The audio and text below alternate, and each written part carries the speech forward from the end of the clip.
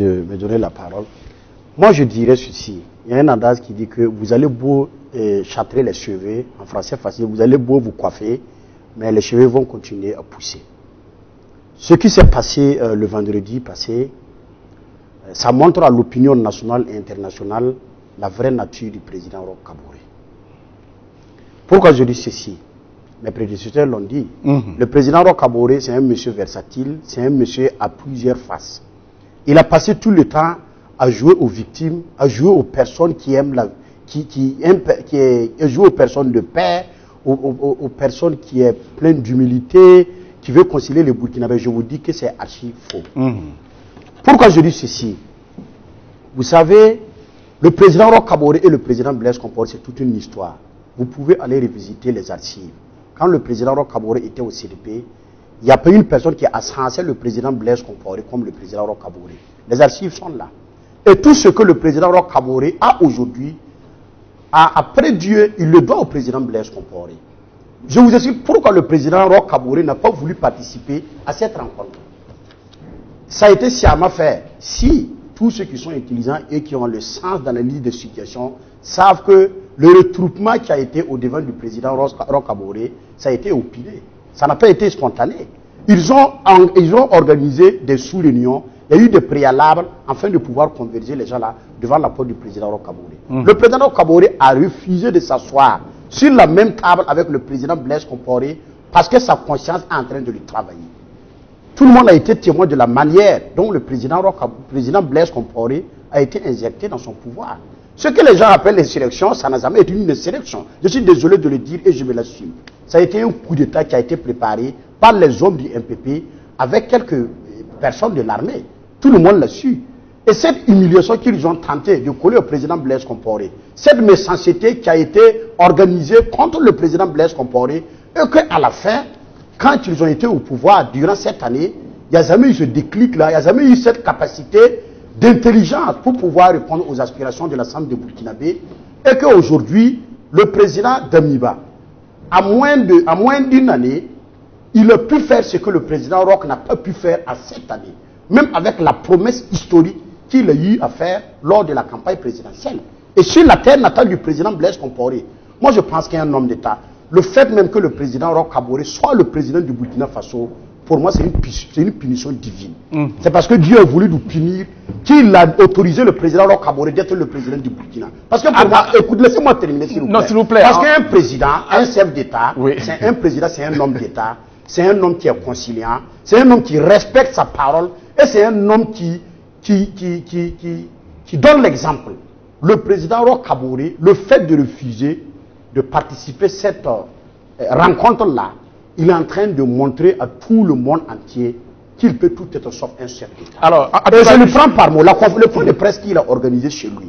Si vous l'avez très bien écouté, voilà ce qu'il dit. Il dit non, il y a eu un préalable, effectivement, avec le président Damiba, le président JBO et lui, où il fallait élargir cette rencontre-là avec les autres chefs d'État. Lui-même, il le dit dans son point de presse. Et le jeudi soir, j'ai une information claire. Le président Roch a été notifié par le président Damiba et il a donné son aval que demain, à la première heure, il sera de la rencontre. Et quand les autres chefs d'État étaient sur place et qu'on attendait l'arrivée du président Roch Kaboré, sans suite, quand il a été recontacté, il dit non, que lui, il était prêt, il s'est habillé, il tirait même son calepin, sa cathare, quand il voulait sortir, il a constaté qu'il y avait du monde devant sa porte qui lui bloquait le passage. Est-ce que vous pensez qu'un chef d'État, moi qui n'a pas le statut du président Roch Kaboré, vous pensez que des jeunes de mon quartier peuvent venir devant ma porte, m'empêcher d'aller à répondre une rencontre si historique comme ce que le président Damiba a organisé? Donc, je vous dis, le président Roch Kaboré ne peut même pas être un bon dirigeant d'un magasin.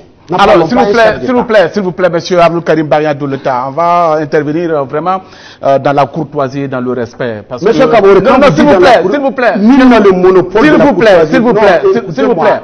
J'ai le droit de donner mon opinion. Non, s'il vous plaît, oui, mais attention, on est dans une émission en direct, il y a déontologie qu'il faut donc observer. Ça, c'est une réalité. Et pour un devoir de vérité, moi, je l'ai toujours dit, je n'accepterai pas que ce soit aujourd'hui, ni hier, ni demain, qu'on tronque l'histoire de notre pays. Il faut qu'on apprenne à grandir et être logique avec nous-mêmes.